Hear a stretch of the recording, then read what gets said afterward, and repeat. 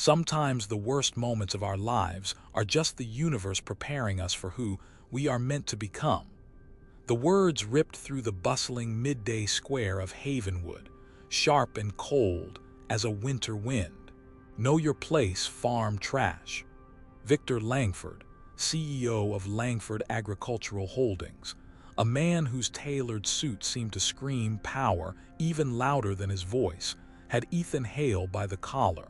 The designer fabric, a dark charcoal, strained against Victor's tightening grip on Ethan's worn denim shirt, which stretched taut, revealing the lean, corded strength of a man whose very being was forged by honest labor.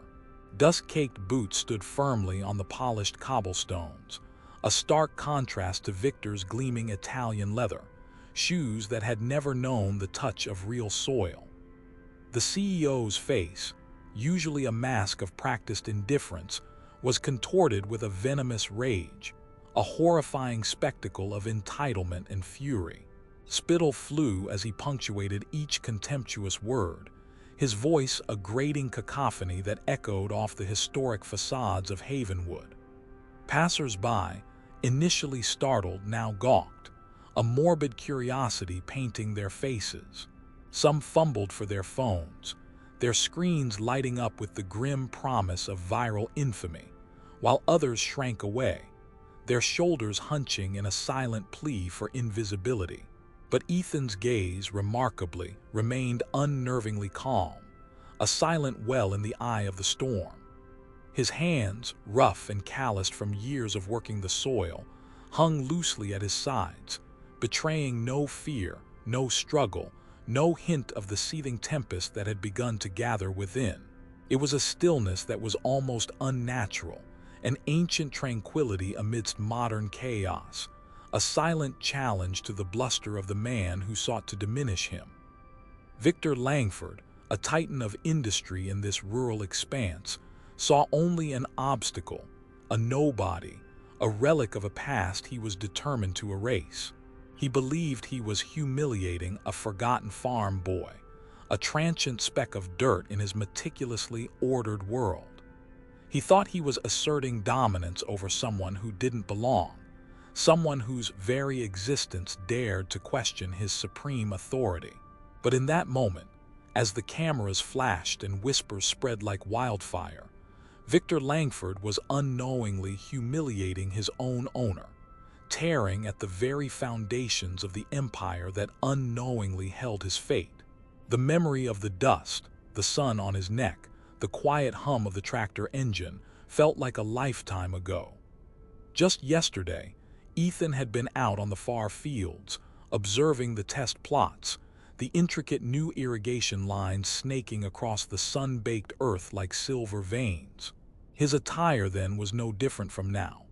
Sturdy work boots scuffed with dry soil, a faded plaid shirt, jeans patched in a few places, and a canvas backpack slung over one shoulder, a discreet satellite dish of his deeper purpose.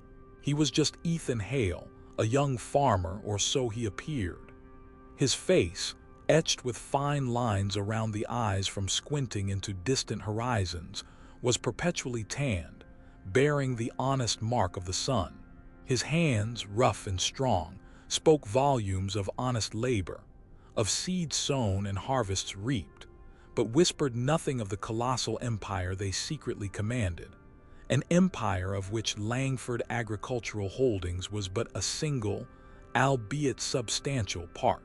He walked through Havenwood, a town that was both his ancestral home and, unbeknownst to most, the very beating heart of his family's colossal enterprise. It was a strange duality, this place, a study in contrasts that mirrored Ethan's own chosen anonymity. On one hand, it was a quaint, agricultural hub, its streets still smelling faintly of damp earth and diesel, its storefronts bearing names that had been there for generations, painted signs peeling with the passage of time. On the other, it was the administrative nexus of the Hale Conglomerate, a sprawling network of farms, processing plants, financial institutions, and tech innovations that touched every corner of the state and beyond. a silent behemoth powering the very air its citizens breathed. The Hale name was whispered with a reverence that bordered on awe in certain circles, a name synonymous with quiet, implacable power. But few knew the face behind it, especially not the current, hidden one. As Ethan moved through the crowd, he was a ghost, intentionally so, a shadow weaving through the vibrant tapestry of daily life. People bustling past barely registered him. A woman pushing a stroller navigated around him without a glance, her mind consumed by the rhythm of her child's breathing. A group of teenagers engrossed in their phones brushed his shoulder, their laughter echoing without acknowledgement of his presence, their digital worlds more real than the flesh-and-blood man beside them. A businessman in a sharp suit, speaking urgently into a headset, strode past, his polished shoes clicking a rhythm of manufactured importance, while Ethan's worn boots merely scuffed softly against the pavement, a sound almost swallowed by the ambient hum of the town. He was invisible, overlooked, just another face in a town built on hard work and quiet dignity, a human anchor in a sea of fleeting interactions. Power, he knew, didn't always wear a suit. Sometimes it walked in the shadows, cloaked in anonymity, listening to the unfiltered whispers of the world it shaped. Sometimes it wore a simple plaid shirt, its true weight known only to itself, an unseen force observing the fragile ecosystem it sustained. He was here to listen, to observe the system from the ground up, to see how it truly functioned without the distorting lens of his name, without the deference and pretense that his title commanded. He was a silent auditor, walking among the gears of his own empire, searching for the friction points, the nascent cracks, the subtle signs of decay that could threaten the century-old legacy. He needed to understand if the behemoth his grandfather had built, and his father had expanded with relentless ambition, truly served the people it was meant to empower, or if it had grown too distant, too cold, too susceptible to the kind of corrosive arrogance he was about to witness, the kind of contempt that could rot a legacy from the inside out. The air itself seemed to hum with this unspoken tension, a low thrumming beneath the mundane sounds of everyday life, a subtle premonition of the storm gathering on the horizon, a storm he had come to understand and perhaps to control. The tension in the square snapped like a dry twig, a brittle sound swallowed by the sudden arrival of raw, unbridled power. A sleek, black sedan, far too ostentatious for the quiet, understated street, screeched to a halt near the town's iconic clock tower, its polished chrome glinting under the midday sun. Out spilled Victor Langford, flanked by two hulking security guards whose suits seemed to strain against their massive frames, their presence a deliberate projection of intimidation. Langford, a man whose expensive cologne preceded him like an oily slick, surveyed the scene with an air of entitled disgust, his lip curled in a perpetual sneer. His eyes, cold and calculating as a winter morning, landed on Ethan, who had momentarily paused near a vibrant display of fresh produce, contemplating the rich, earthy colors of ripe tomatoes, a simple pleasure in a world of complex machinations. "You," Langford's voice boomed, cutting through the usual street chatter like a surgeon's scalpel. Ethan slowly turned, his expression unreadable, a blank canvas upon which Langford's rage could paint itself without resistance. Langford strode forward, his gaze dissecting Ethan's worn clothes with palpable disdain, a silent judgment that scorned the honest sweat of labor. "What are you doing loitering here? Obstructing the sidewalk, disturbing the peace. Don't you know where you are? This is not some forgotten field where you can wallow in your own filth." Ethan said nothing, his eyes tracking Langford's approach, a predator closing in on its prey. He saw the flicker of recognition in the eyes of the onlookers, the sudden shift from casual observation to morbid curiosity, a hunger for spectacle. Cell phones, like a flock of digital birds, rose into the air, their lenses fixed on the unfolding drama, ready to capture every humiliating detail. Whispers, like dry leaves scuttling across pavement, began to spread, weaving a narrative of power and subservience. Isn't that Victor Langford, the CEO of Langford Holdings? What's going on? Looks like he's got a problem with that kid. He's always like this, thinks he owns the town.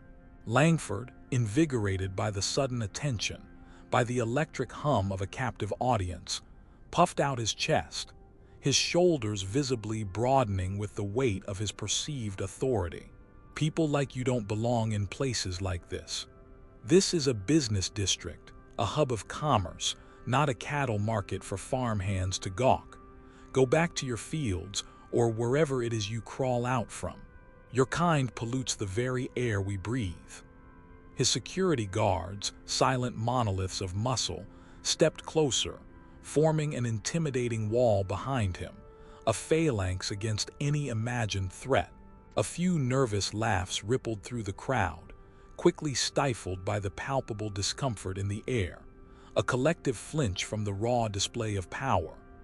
A young woman, clutching her child's hand tighter, pulled her closer, her gaze flickering between the intimidating CEO and the silent, unassuming young man, a silent prayer for protection in her eyes.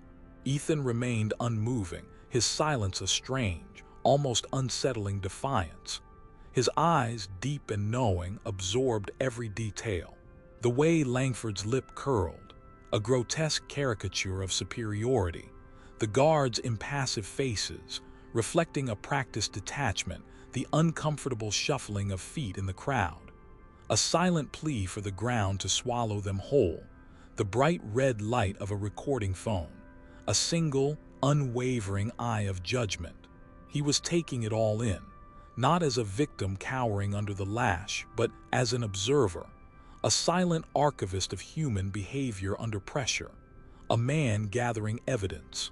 The scene unfurled like a carefully orchestrated play, though its director was entirely unaware of the true protagonist or the devastating irony of the performance. Ethan stood at the epicenter of the spectacle, a canvas onto which the town's true colors were being projected, its moral fiber tested under the harsh glare of public scrutiny.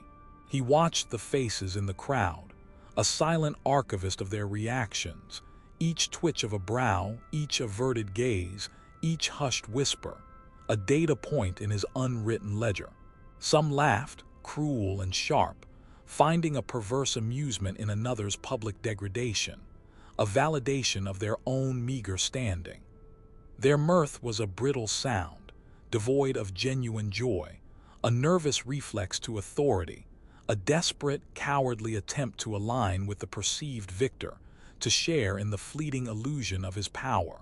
Others simply averted their gaze, their silence a heavy blanket of complicity, an unspoken agreement that it was safer not to intervene, safer to pretend they hadn't seen, to remain untouched by the contagion of injustice. Their discomfort was clear, a faint flush on their cheeks, a tightening of their shoulders, a quickening of their breath, but it was not enough to stir them to action, not enough to break the paralyzing grip of fear. Then there were those who watched with a deep, unsettling pity. Their eyes held a genuine sorrow, a shared understanding of what it felt like to be marginalized, to be treated as less than human, a mere obstacle in the path of the powerful. A weathered old woman, her face a roadmap of hard living, clutched her worn handbag tighter, her gaze fixed on Ethan with a profound sympathy that resonated with the quiet dignity he exuded, a silent blessing offered in defiance of the public shaming. A young man, barely out of his teens, operating a street sweeper, paused his machine, the roar of the engine suddenly absent, his brows furrowed in concern, a fleeting thought of intervention struggling against ingrained caution. These were the ones Ethan truly saw, the ones whose unspoken pain fueled the growing resolve within him. Ethan absorbed it all, He didn't flinch under Langford's contempt, nor did he meet the gaze of the pitying. His silence was not born of fear or submission, but of a deeper, more profound purpose. It was a strategic quietude, a wide-open aperture allowing him to capture the unvarnished truth of this town, of the people his family's legacy touched, the silent witnesses to his own calculated vulnerability. He was testing the moral fabric, examining the threads of courage and cowardice, empathy and indifference that wove through the community he was destined to lead. He knew that the true measure of a man or a society was not how it treated its powerful, but how it treated its vulnerable. And in this moment, he was the embodiment of that vulnerability, a deliberate sacrifice in the service of a greater understanding. The sun beat down, intensifying the discomfort, the silence stretching taut, each second amplifying the weight of the moral judgment being passed, not just on Victor Langford, but on everyone present, a silent referendum on the soul of Havenwood. The air grew heavy, thick with unspoken thoughts and suppressed emotions, a silent testament to the raw, visceral power of observation. Just as the silence threatened to suffocate, to crush the last vestiges of dignity from the scene, a voice, surprisingly clear and resolute, cut through the tension like a fresh breeze. "Leave him alone, Victor." All eyes swiveled. The voice belonged to Leo Maxwell, a man whose face was as familiar as the Havenwood clock tower itself, a constant, unassuming fixture of the town's daily rhythm. Leo drove the local delivery truck, his days a ceaseless circuit of farms and small businesses, his hands as calloused as Ethan's, his face perpetually etched with the sun and wind, a map of honest toil. He had parked his beat-up Ford pickup a little further down the street, its engine still idling, a plume of exhaust misting faintly behind it, a working man's humble chariot. He wasn't wearing a suit, just a gray-stained work shirt and faded jeans, but he stood tall, his gaze unwavering as he met Langford's furious stare, an ordinary man imbued with extraordinary courage. "Maxwell, stay out of this," Langford snarled, his face reddening with a fresh wave of indignity, his power challenged by an insignificant nobody. "This doesn't concern you. This is a private matter between me and this derelict."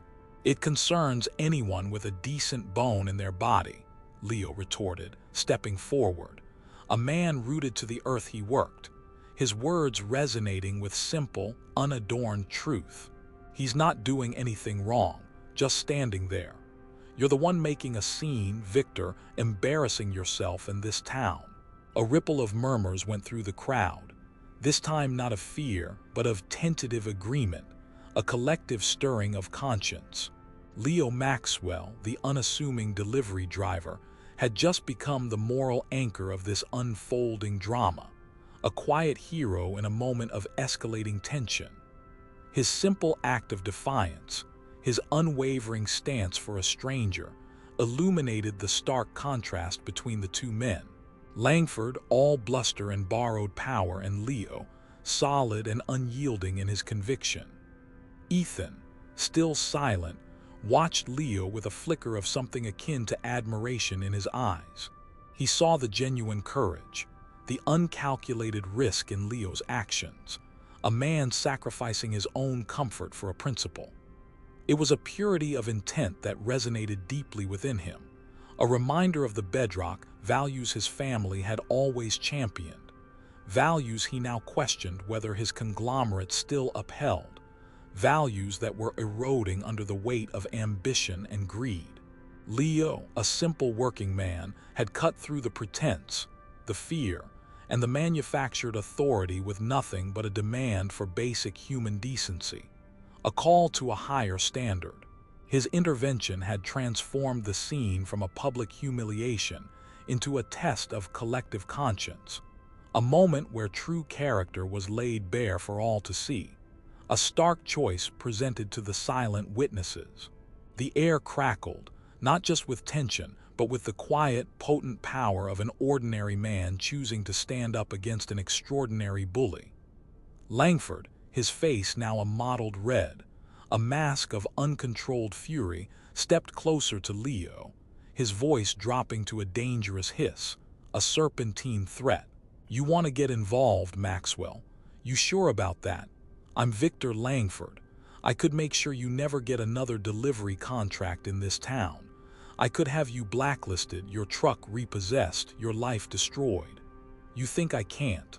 I own the roads you drive, the businesses you serve, the very air you breathe in this godforsaken valley." His eyes flicked to Ethan, a cold, predatory glint, then back to Leo, as if to gauge the impact of his malice. "People like him, people like you exist to serve. You exist to grease the wheels for those who actually build things, those who actually matter. You're a cog, Maxwell, an insignificant, easily replaceable cog in a machine that serves only its rightful owners." The malice in his words hung heavy in the air, a poisonous miasma infecting the square. The crowd gasped, some recoiling visibly, their murmurs growing louder, a wave of indignation now rising, no longer just pity but genuine outrage. The cell phone cameras, still rolling, captured every hateful syllable, every twisted contortion of Langford's face, immortalizing his cruelty. Langford's words, intended to terrorize, to cow Leo into submission, instead ignited a spark of collective outrage, a wildfire of disgust. An audible murmur of disgust rippled through the onlookers, a shared sentiment that transcended fear. Ethan, for the first time in this carefully orchestrated charade, felt a tightening in his jaw, a slow, visceral clenching of his fists.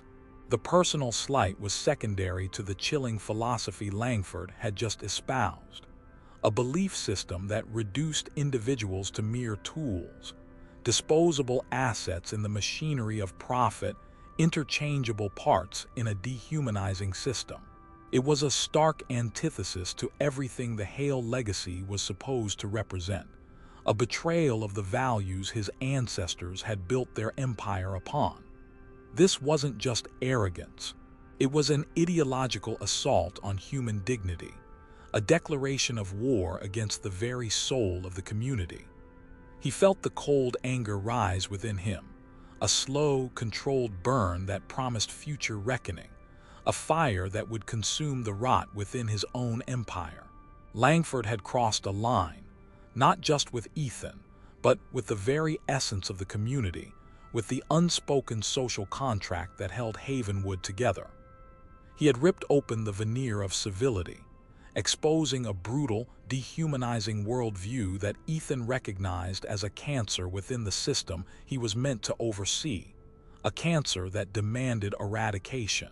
The silence from Ethan continued, but it was no longer just observation. It was a gathering storm, a deliberate calculation of the forces now aligned against him, and the forces he would unleash in return. As Langford's tirade reached its crescendo, his voice hoarse with self-righteous fury, a subtle yet significant tremor ran through the meticulously constructed illusion of his power. His hand, gesturing wildly in his uncontrollable rage, knocked against the inside of his jacket, and a small, embossed card fluttered to the ground, landing discreetly near Ethan's boot. It was a business card, thick and weighty, its luxurious paper and raised lettering indicating a certain prestige, a symbol of the power he so loudly proclaimed. Ethan's gaze flickered down, his peripheral vision registering the gleam of the embossed logo, a phoenix rising from stylized flames, the emblem of Langford Agricultural Holdings, a company whose shadow now stretched long across the heartland. But it wasn't just the card. A few yards away, near the imposing granite entrance of the Havenwood Bank, a figure emerged, his silhouette stark against the sun-drenched facade. Marcus Thorne, a sharp-suited executive from the Hale Conglomerate's investment division, paused, mid-conversation on his phone, his eyes scanning the commotion in the square with a practiced, detached efficiency. Thorne was a relatively new recruit, brought in by Ethan's father, a rising star known for his keen eye, ruthless efficiency, and an almost preternatural ability to sniff out opportunity or danger. His gaze, initially dismissive, swept over Langford's theatrical display, then arrested on the silent figure being accosted, the unassuming farm boy. Thorne's expression, usually unreadable, a polished mask of corporate composure, creased with a sudden, profound alarm. His jaw went slack, a visible chasm of disbelief, his phone slowly dropping from his ear, forgotten. He knew Ethan Hale, not the farm boy persona, not the quiet observer, but the man, the heir, the silent force behind the Hale name. He had seen him in hushed board meetings, always observing, always listening, a quiet intensity in his presence that belied his unassuming demeanor, a stillness that spoke of coiled power. Thorne recognized the specific cut of Ethan's jaw, the calm depth in his eyes, even from this distance, the unmistakable gravitas that accompanied the scion of the Hale Empire. Then a fragment of conversation, carried on the breeze like a deadly whisper, reached Thorne's ears, cutting through the general din. "Hale," he heard someone mutter, a nervous bystander trying to identify the victim, a piece of the puzzle falling into place for the wrong man. The name, coupled with the familiar face, sent a jolt of pure dread through Thorne, a cold spike of ice in his gut. He knew the Hale family policy. The heir often moved in the shadows, testing the system, auditing the human element, seeing the true nature of their sprawling enterprise without the filter of power. The CEO, Victor Langford, was most certainly not supposed to know. The silence that had enveloped Ethan now felt less like a lack of power and more like a deliberate, terrifying calm, the quiet before a devastating storm. The first crack had appeared in Langford's carefully constructed reality, a tiny fissure that threatened to bring the entire edifice crashing down, to expose the fragile nature of his ill-gotten dominance. The air grew thick with unspoken implications, the crowd's whispers now tinged with a new kind of suspense, a premonition of seismic shift. They sensed a shift, a possibility, a hidden truth about to surface, a game of chess whose players were suddenly revealed. But Victor Langford, blinded by his own towering arrogance, deafened by the echo of his own voice, saw none of it. He was too consumed by the intoxicating rush of his own perceived power, too absorbed in the exquisite pleasure of public humiliation. He missed the subtle glint of the business card on the ground, a casual discard that would soon become a chilling harbinger. He ignored the sudden, almost imperceptible stiffening in the posture of Marcus Thorne, the rising executive who now stood frozen outside the bank, pale as a ghost, his hand still holding the lifeless phone. Langford's focus was entirely on solidifying his dominance, on crushing the last vestiges of defiance from Maxwell, on eradicating any challenge to his self-proclaimed sovereignty. "You heard me, Maxwell," Langford sneered, taking another step towards the delivery driver, his voice a low growl of menace. "Get out of here before I make sure you regret ever showing your face in this town again. I have influence. I have connections. Do you know how many people depend on me on Langford Holdings for their livelihoods? You think a single, insignificant truck driver, a mere cog, can stand against that, against the combined might of an enterprise that feeds half the state?" He gestured dismissively towards the street sweeper who had earlier paused, and a security guard, receiving the unspoken command, moved with an unsettling efficiency to block Leo's path, a silent threat given corporeal form. Leo, though visibly shaken by the direct threats to his livelihood, the very foundation of his existence, still held his ground, his face set in a grim line of defiance.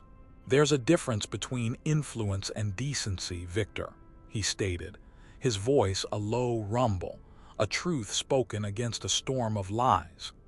"Influence might build an empire, but decency is what sustains a community."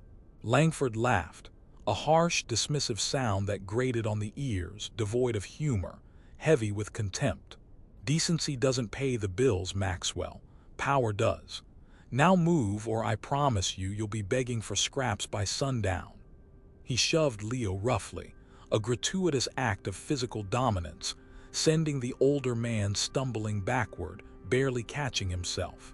The crowd gasped again, their murmurs growing louder, a wave of indignation now cresting into a tangible hum of anger.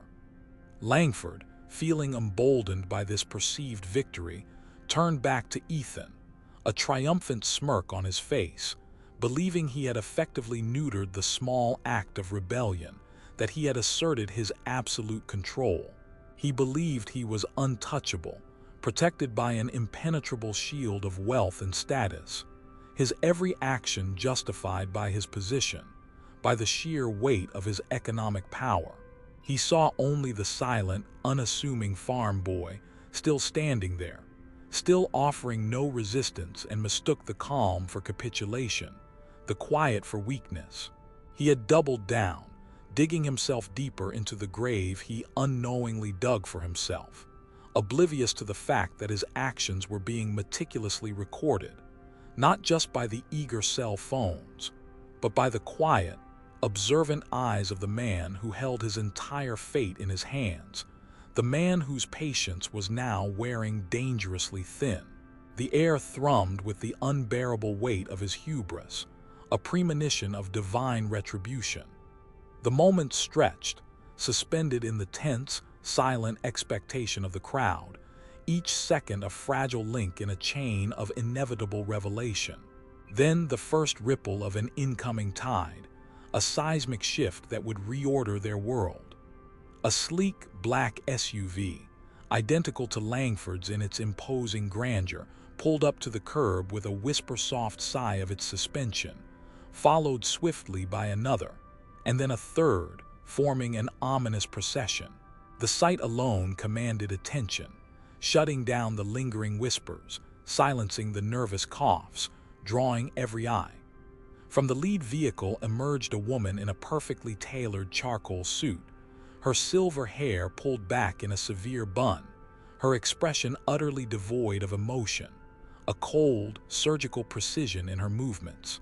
Behind her, two men, both carrying briefcases, their faces grim and set, followed with a synchronized purpose. One was Marcus Thorne, his usual corporate composure now replaced by a frantic urgency, a barely contained terror.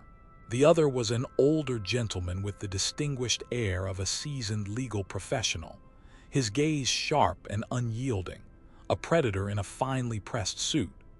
They moved with a singular purpose, cutting through the throng of onlookers like a knife through butter, their eyes fixed not on Langford, who preened at the unexpected reinforcement, but directly on Ethan.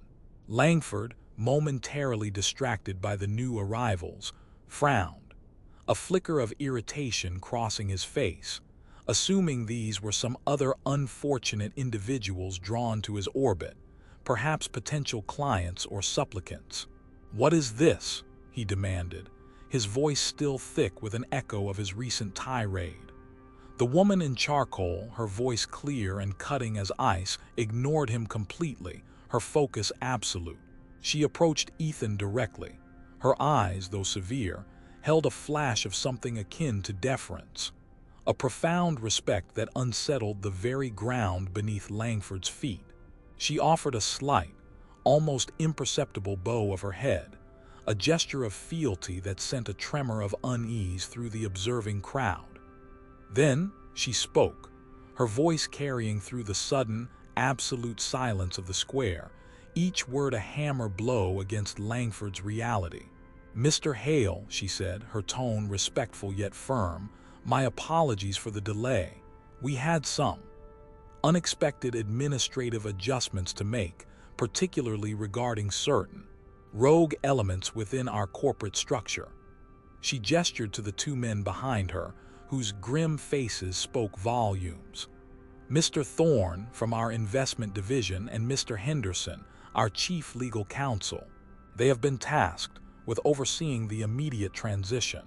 Langford's blood ran cold. The name, Mr. Hale, echoed in the suddenly too quiet square, reverberating with a chilling finality. He looked at the woman, whose unwavering gaze now seemed to pierce his very soul, then at Thorne, whose face was a mask of pure terror, a silent scream of impending doom.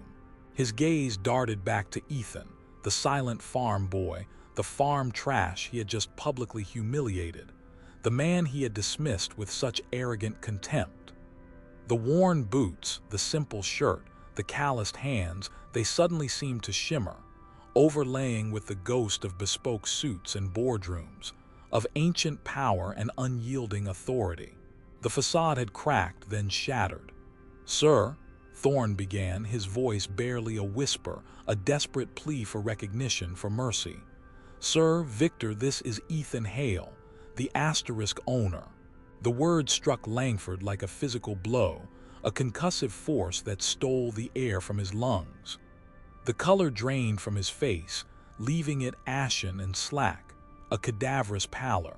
His mouth, still open from his last sneer, hung agape, silent and hollow, a void where triumph had once resided.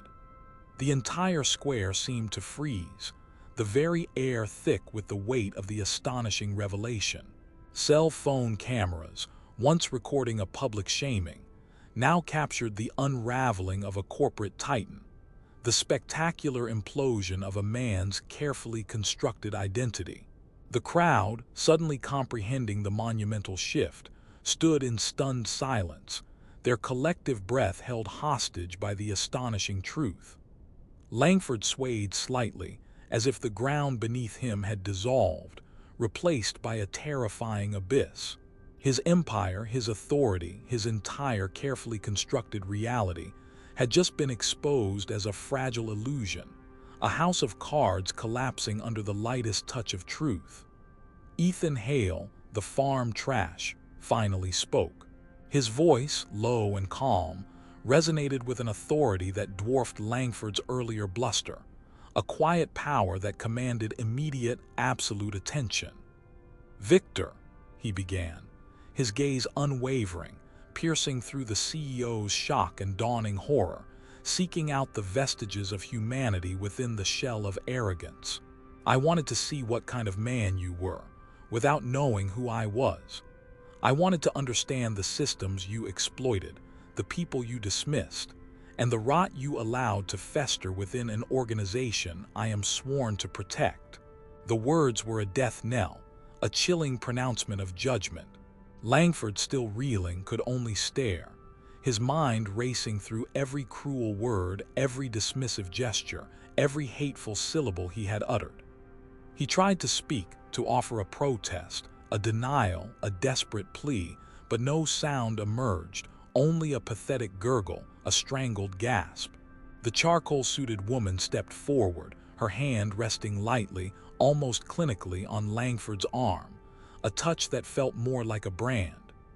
"Mr. Langford," she stated, her voice dispassionately precise, each syllable a nail in his coffin, "effective immediately, your services are no longer required by the Hale Conglomerate.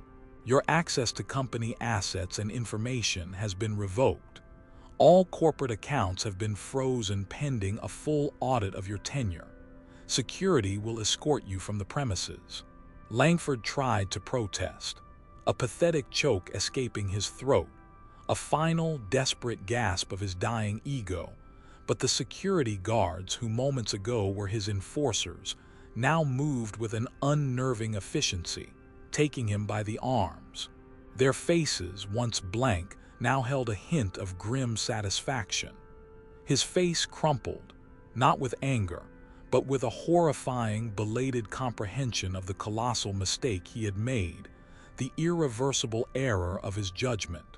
The crowd watched in stunned silence as the once haughty CEO, stripped of his power, His dignity, his very identity was led away.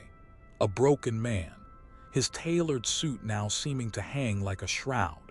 Ethan then turned to Leo Maxwell, the unassuming delivery driver who had dared to speak up, to stand for decency against a tide of intimidation.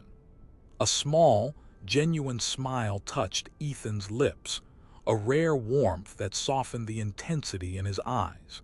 "Leo," he said, extending a hand, his grip firm, honest, and filled with gratitude.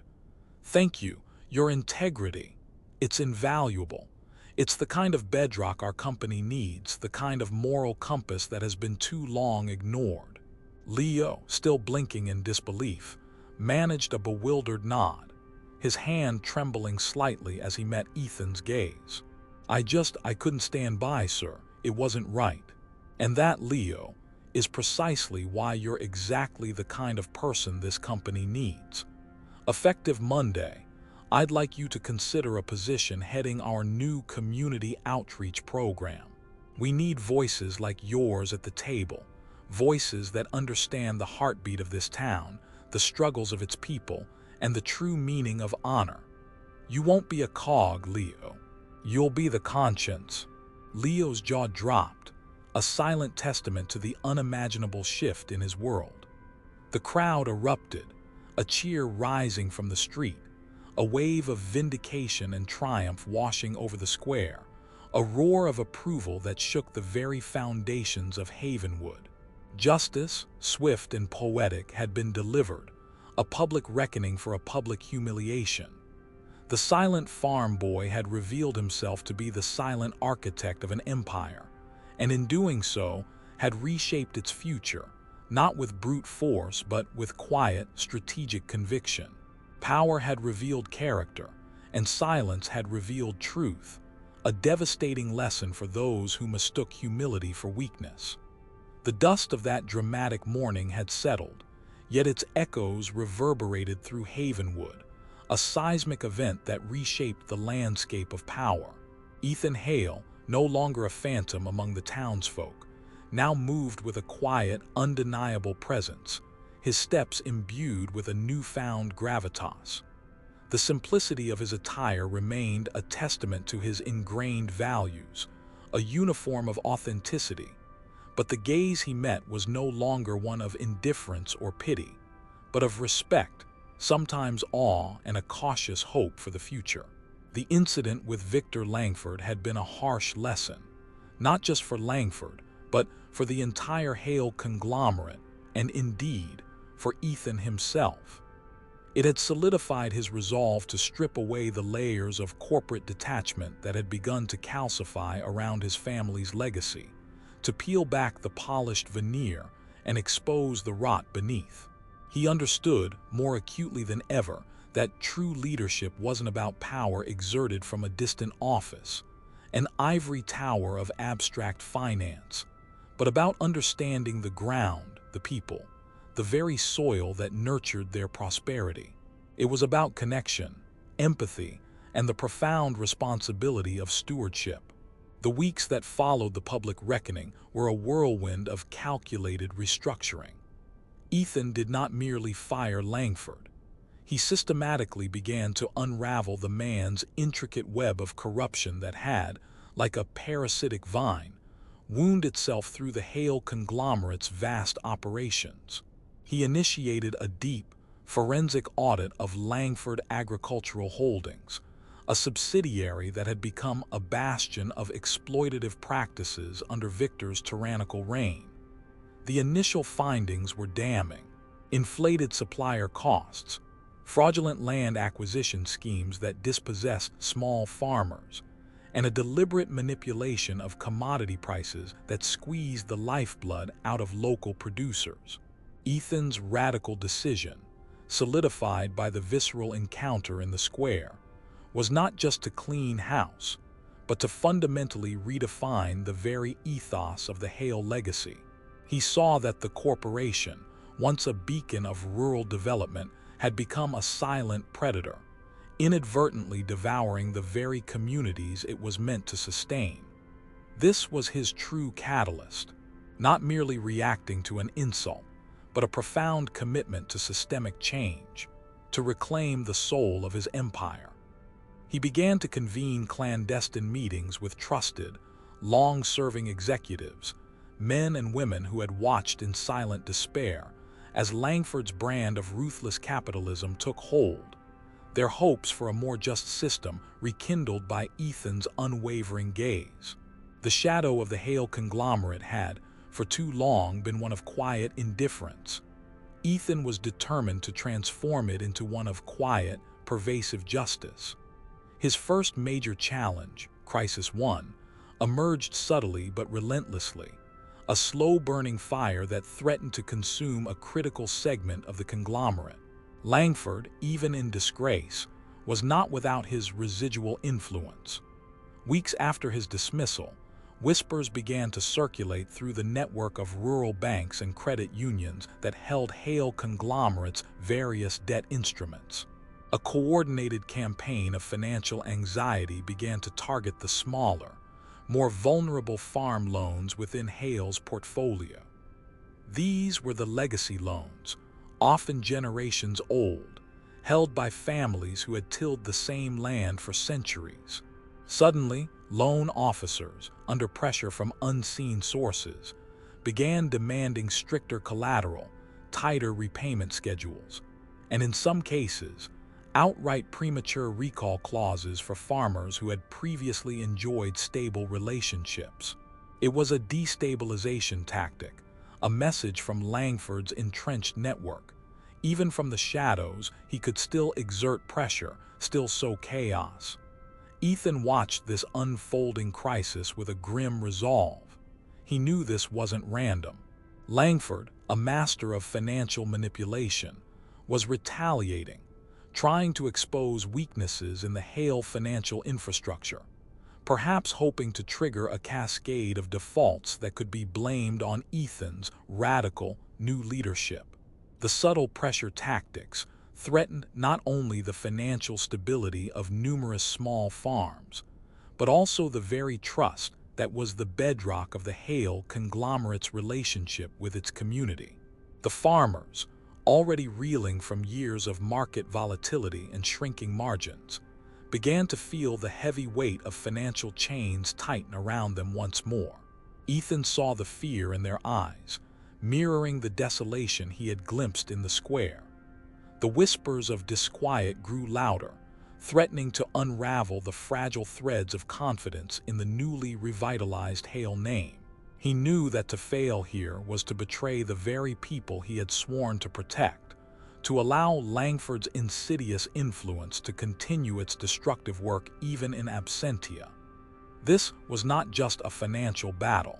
It was a psychological war, a test of wills, and Ethan understood that the fate of countless livelihoods hung precariously in the balance, a desperate struggle for survival against an invisible enemy. The pressure mounted, each day bringing new reports of struggling farmers pushed to the brink, their ancestral lands now nothing more than collateral in a silent war waged by unseen forces.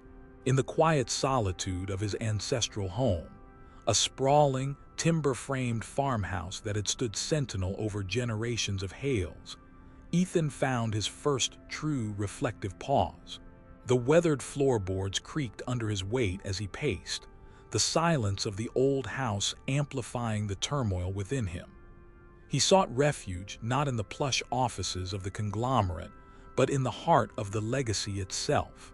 The scent of old wood and the subtle, persistent aroma of damp earth from the fields outside filled the air, anchoring him to the land. He stood before a faded portrait of his great-grandfather, a stern, unyielding man whose eyes seemed to hold the weight of a century of agricultural struggle and triumph. This was the man who had laid the first stone of the Hale Empire, not with financial might, but with sheer grit and an unshakable belief in the soil. Ethan reflected on his grandfather's vision, a cooperative, self-sustaining ecosystem where farmers supported each other, where innovation served the land, not just the ledger. His father, brilliant but detached, had expanded the conglomerate with relentless ambition, transforming it into a financial leviathan. But in doing so, had it lost its soul? Had the sheer scale of the operation created the very conditions for men like Langford to flourish, to prey on the very people the empire was meant to protect? The memory of Langford's snarling face, the contempt in his eyes, served as a chilling reminder of the ideological battle he now faced. This wasn't just about bad actors. It was about a system that had become too distant, too abstract, too cold. Ethan understood that his inheritance wasn't merely wealth and power, but a heavy duty: to mend the broken bonds, to restore the trust, to realign the conglomerate's immense power with the fundamental values of dignity and community.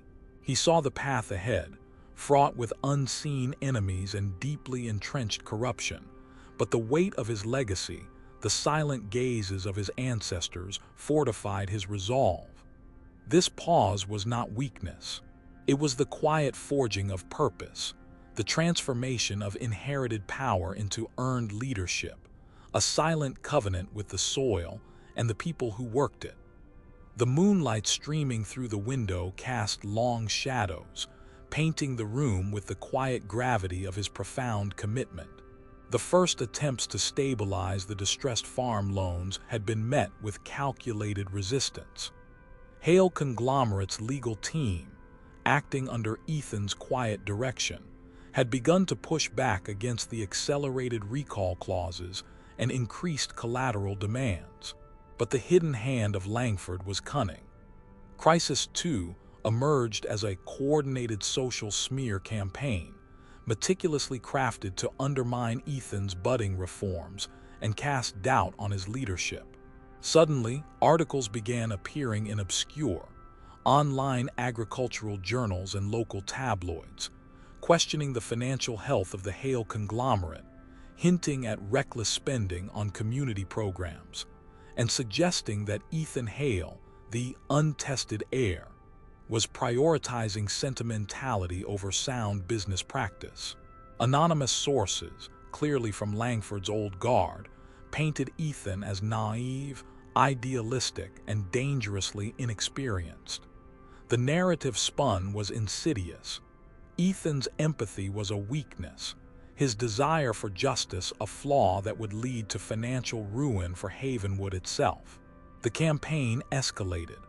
Local radio call-in shows were flooded with disgruntled callers, many of them paid provocateurs, expressing anxieties about their investments, their jobs, their very futures under Ethan's uncertain leadership. The social ostracism that Ethan had initially endured as the farm trash was now being subtly redirected at the Hale name itself, threatening to erode the very foundation of trust his family had built over a century. Farmers who had cautiously welcomed his reforms now looked at him with a glimmer of doubt, their hard-won optimism faltering under the weight of orchestrated fear. Ethan felt the sting of these attacks, the insidious nature of whispers that could poison an entire community. He understood that Langford was not merely seeking revenge. He was attempting to prove his original philosophy, that decency was a liability, that only ruthless power could command respect and ensure survival in the cutthroat world of agro-business. This was a battle for hearts and minds, a struggle against a narrative of fear designed to isolate him, to discredit his vision, and to pave the way for a return to the old ways that Langford represented. The true challenge wasn't just financial, but psychological, a fight for the very narrative of progress in Havenwood. Ethan knew that if he failed to counteract this narrative, the trust he desperately needed to rebuild his empire would crumble, leaving him an isolated figure in a land of fear and suspicion. The weight of the crown, though unseen, pressed heavily on Ethan's shoulders during this relentless struggle. He found himself working 18-hour days, his quiet determination fueled by an almost obsessive need to cleanse his family's legacy. He met with disgruntled farmers in dimly lit diners, listened to the fears of Hale employees in hushed conversations, and pored over countless financial reports, searching for the subtle threads of Langford's machinations. The isolation was profound. He couldn't fully confide in anyone. The secrets of the conglomerate, his own identity, had to remain cloaked to fully expose the corruption. Leo Maxwell, now transitioning into his new role, became a crucial, albeit unwitting, sounding board, his simple, honest observations providing a grounding perspective that cut through the corporate jargon and cynical maneuvering. Ethan often found himself revisiting the vast Hale agricultural research facilities in the dead of night.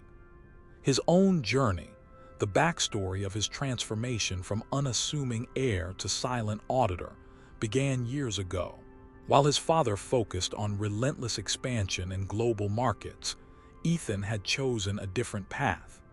He'd studied sustainable agriculture, rural economics, and even behavioral psychology, not in prestigious Ivy League halls, but through immersive field studies in developing nations and long nights spent poring over his grandfather's journals.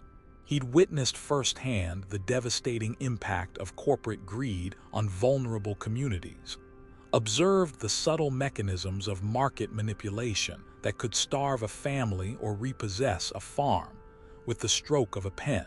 He hadn't just inherited the empire. He had chosen to understand its beating heart, its intricate flaws, its immense potential for both good and ill. This wasn't a whim.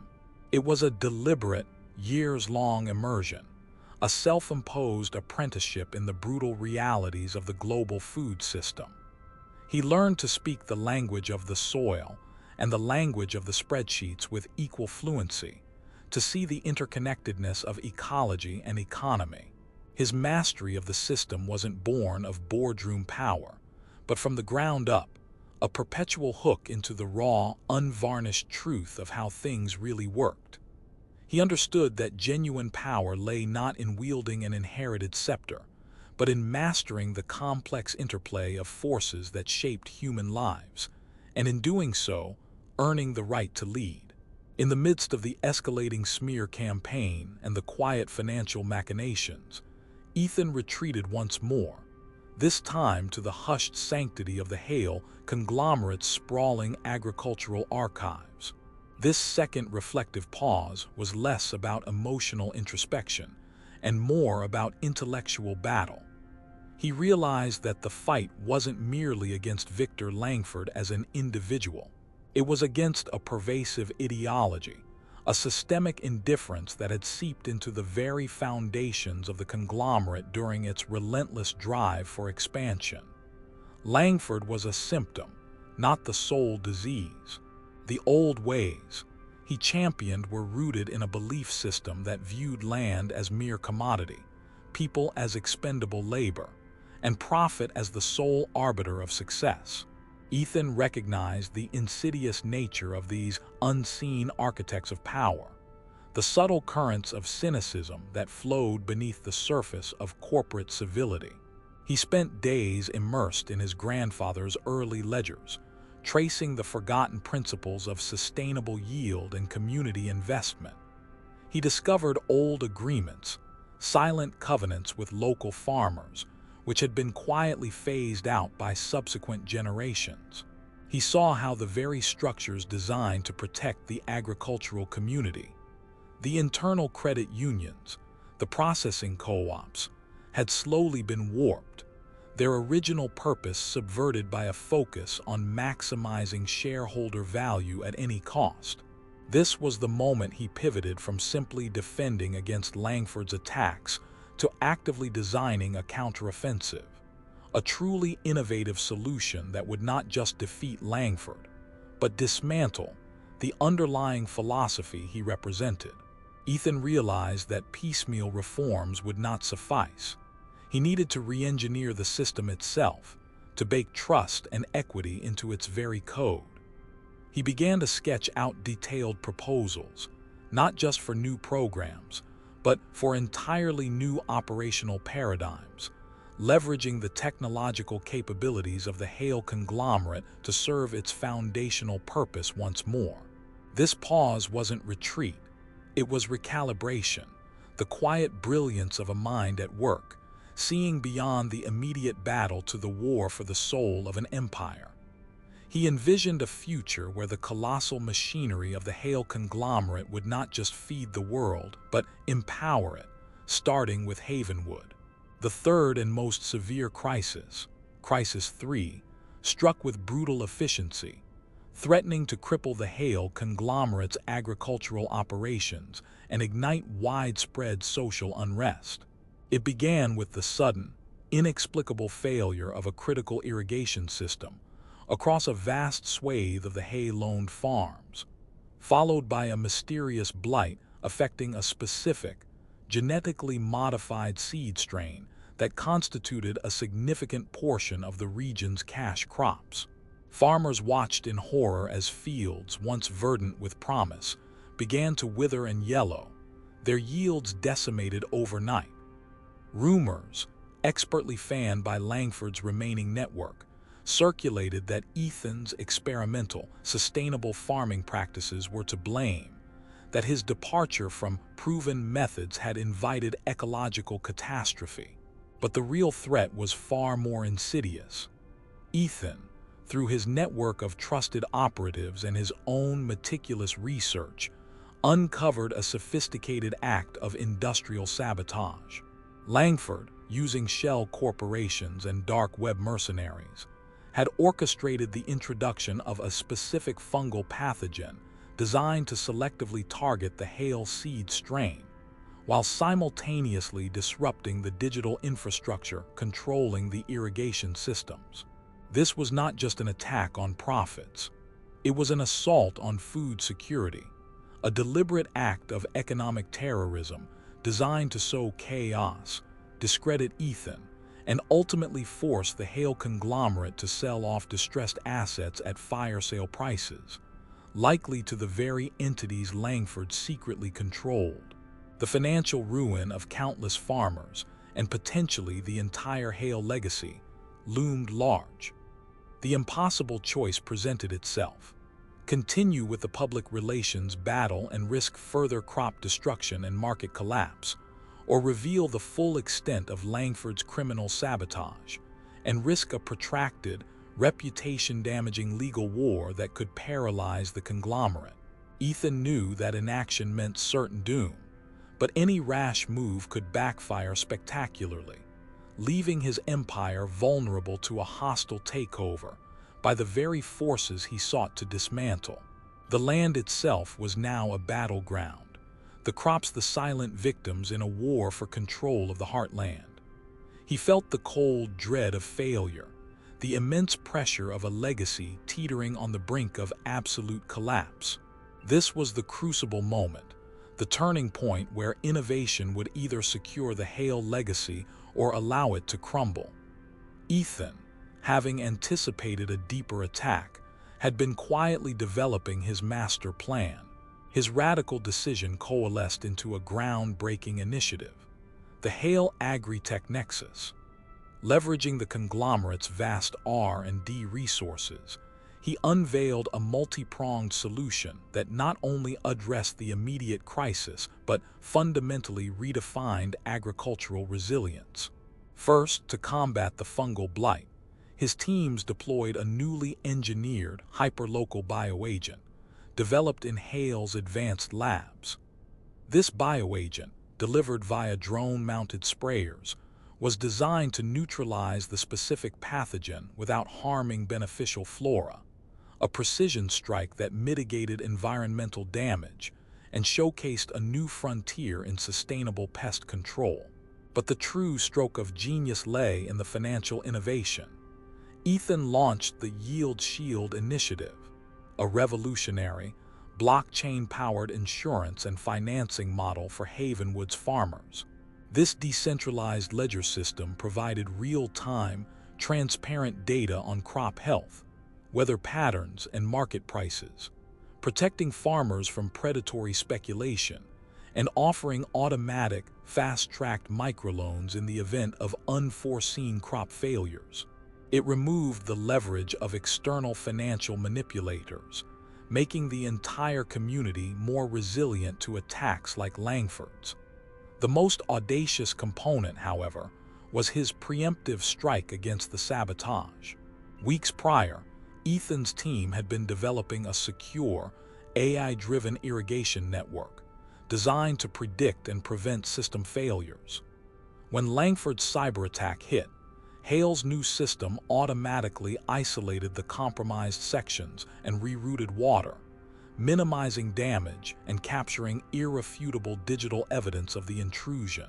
This wasn't just a fix, it was a revolution, transforming the very infrastructure of farming into an intelligent, self-healing network. The impossible choice, expose and fight or endure and rebuild, was solved by a third path: innovate beyond the fight itself. Ethan didn't just react. He redefined the rules of engagement, using technology and transparency to make the old methods of exploitation obsolete. He transformed the Hale Conglomerate from a passive target into an active, protective shield for its community, an undeniable master of the system he had chosen to redeem. The innovation was not merely a theoretical triumph. Its impact was immediate and profoundly quantifiable, manifesting as a palpable wave of prosperity across Havenwood and the broader region. The Hale Agri-Tech Nexus became the cornerstone of a quantifiable escalation in the conglomerate's reach and positive influence. Within months, the blight-ridden fields, once a symbol of despair, were revitalized, yielding healthier, more robust crops than before, a testament to the precision bioagents. The blockchain-powered Yield Shield initiative swiftly dispersed funds to affected farmers, preventing foreclosures and injecting much-needed capital directly into the local economy. Ethan's transparency also shattered the veil of corporate secrecy that had long shrouded Langford's predatory practices. Public trust in the Hale Conglomerate, once wavering, surged to unprecedented levels. Financial metrics told an undeniable story. Hale's market share in sustainable agriculture solutions skyrocketed. Independent agricultural economists hailed the Yield Shield as a paradigm shift, a model that prioritized farmer resilience over corporate arbitrage. The cybersecure irrigation network, originally conceived as a defense, evolved into a highly sought-after product, licensed to agricultural entities across the nation, generating unforeseen revenue streams for the conglomerate. Langford Agricultural Holdings, stripped of its leadership and exposed for its predatory dealings, saw its value plummet, its network of complicit partners deserting it like rats from a sinking ship. Its assets were systematically acquired by the Hale Conglomerate at a fraction of their former worth, ironically strengthening the very entity Langford sought to undermine. The local economy of Havenwood, once teetering on the brink, experienced a renaissance. New businesses flourished, local employment soared, and investment poured into the community, all fueled by the renewed stability and ethical framework established by Ethan Hale. He had not just saved his family's legacy, he had expanded it, transforming a monolithic corporation into a vibrant, equitable ecosystem, demonstrating that true power lay not in exploitation, but in symbiotic growth and unwavering ethical leadership. The rags-to-riches parable was complete, not just for Ethan, but for an entire region lifted from the brink. That moment of symmetrical catharsis arrived with the annual Havenwood Agricultural Fair, an event traditionally sponsored by Langford Agricultural Holdings, a name that had now been quietly scrubbed from history, replaced by the omnipresent, revitalized insignia of the Hale Conglomerate. The fair, once a mere showcase, now buzzed with an electrifying sense of renewal, a celebration of resilience. The main event was the future of farming keynote address, usually a perfunctory corporate affair.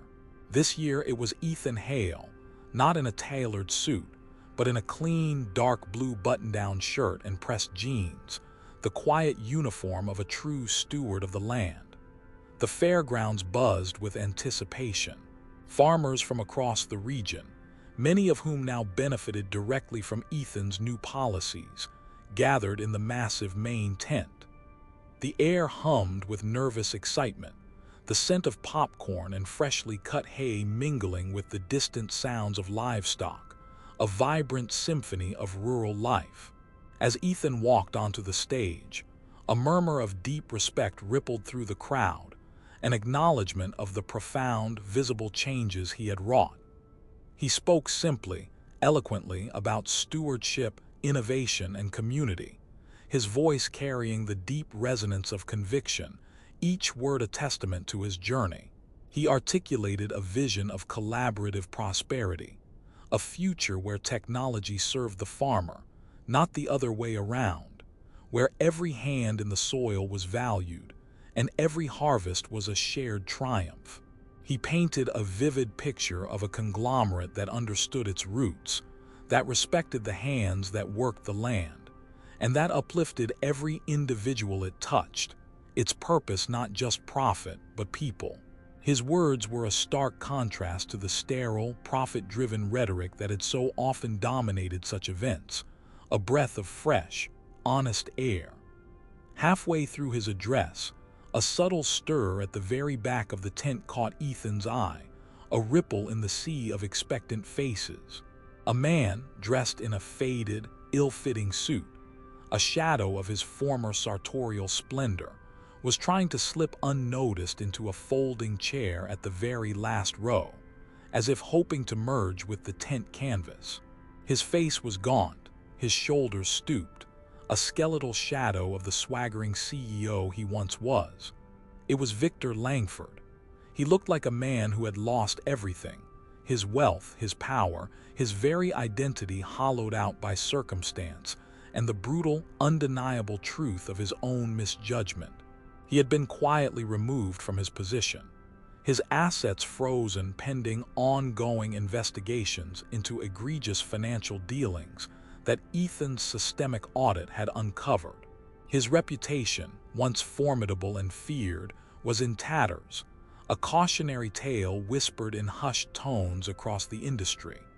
He was a pariah in the very circles he once commanded, a ghost haunting his own former kingdom.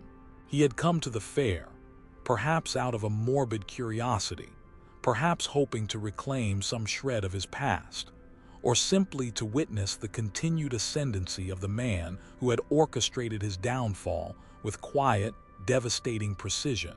Ethan paused in his speech, his gaze locking with Langford's across the vast expanse of the tent.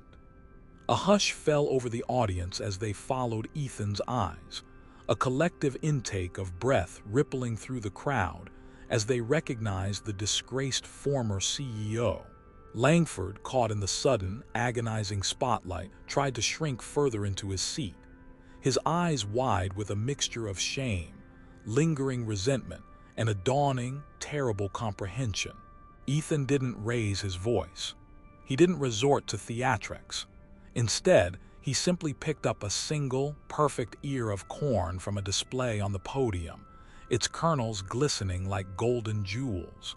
He held it up, turning it slowly in his hands, letting the warm light catch its simple, profound beauty.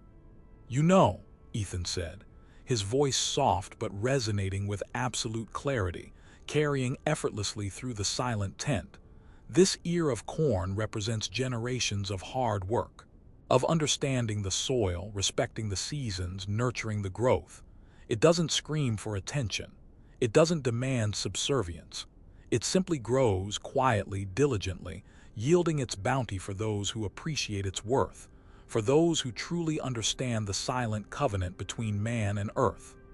He paused, his gaze still fixed on Langford, a silent accusation in his eyes.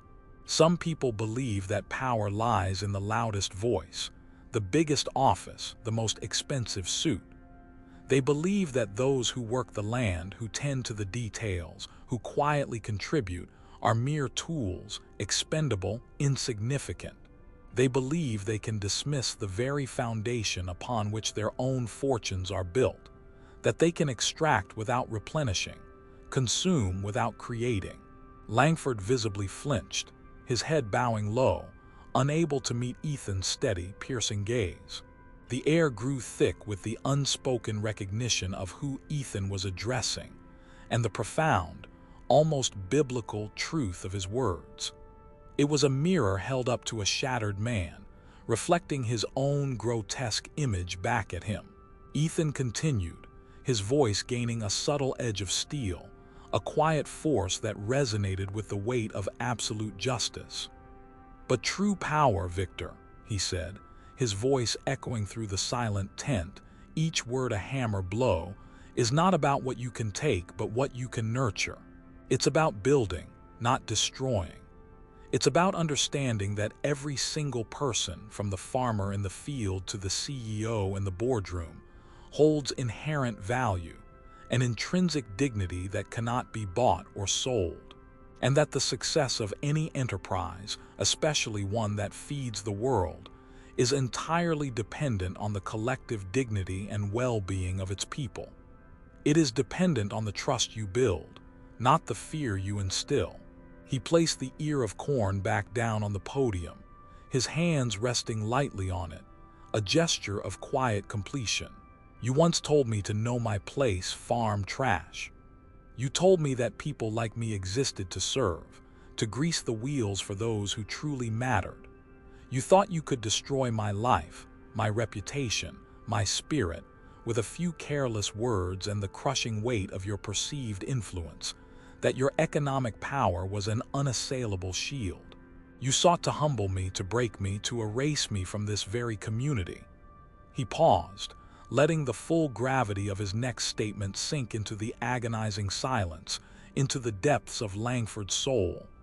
"Today, Victor, you are here, not as a titan, not as a leader, but as a guest in a company you once tried to dismantle from the inside, a company that now owns the very land you sought to exploit.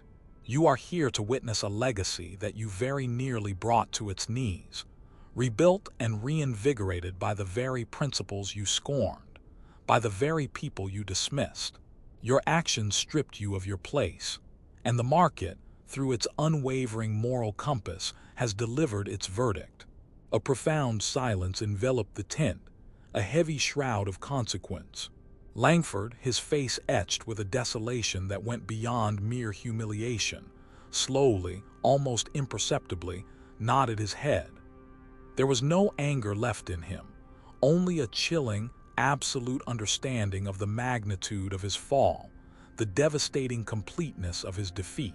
It was not a grand, dramatic outburst, but a quiet, deeply personal reckoning, played out under the watchful eyes of hundreds, a man consumed by the ghost of his own hubris.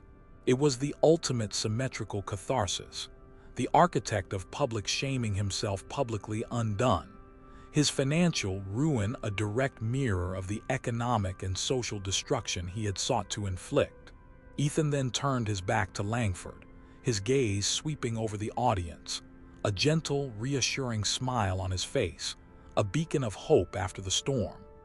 "And as for those who genuinely serve," he concluded, his voice resonating with gratitude, with a renewed promise, "those who nurture, who innovate, who respect the land and its people, their place is not just in the fields, but at the heart of everything we do. Their place is everywhere. It is in the boardrooms and the banks, in the labs and the tractor seats. Their wisdom is our greatest asset, and their dignity our highest value." A wave of applause, thunderous and heartfelt, erupted throughout the tent. It wasn't just for Ethan's speech. It was for the poetic justice, for the vindication of decency, for the visible triumph of humility over arrogance, for the silent, steadfast leadership that had brought Havenwood back from the brink. Langford, amidst the roar of the crowd, slowly rose from his seat, his gaze hollow, his spirit utterly broken, the shattered remnants of his pride scattered like chaff in the wind. He slipped out of the tent, an anonymous shadow, fading into the bright, bustling chaos of the fairgrounds, a man who had seen the true face of power, and found it to be utterly, devastatingly unlike his own. He knew his place now, irrevocably and painfully defined by the very system he had once believed he controlled. Ethan Hale, the quiet inheritor of an empire, stood bathed in the warm glow of the stage lights, a man forged in the fires of observation, humility, and unwavering principle. The silence he had maintained during his humiliation had revealed the truth, and his measured response had ensured justice, not just for himself, but for an entire community. The legacy he now carried was not just one of financial might, but of moral fortitude, a beacon in the heartland, proving that true authority blossomed from respect, not arrogance. The future of farming, he knew, was not just about yields and profits, but about the profound, unbreakable bond between the land, the people, and the values that sustained them all, a bond now stronger than ever before. He had emerged, not as a mere successor, but as a master of the system, transforming its brutal efficiency into a force for good, a testament to the enduring power of ethical capitalism. And so, their destiny was forged, a new legacy built from the ashes of the old, a testament to the enduring power of true leadership.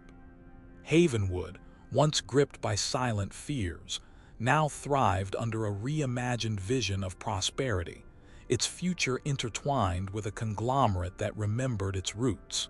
The quiet strength of character can dismantle the loudest arrogance, and true leadership blossoms from humility, ensuring a harvest of justice.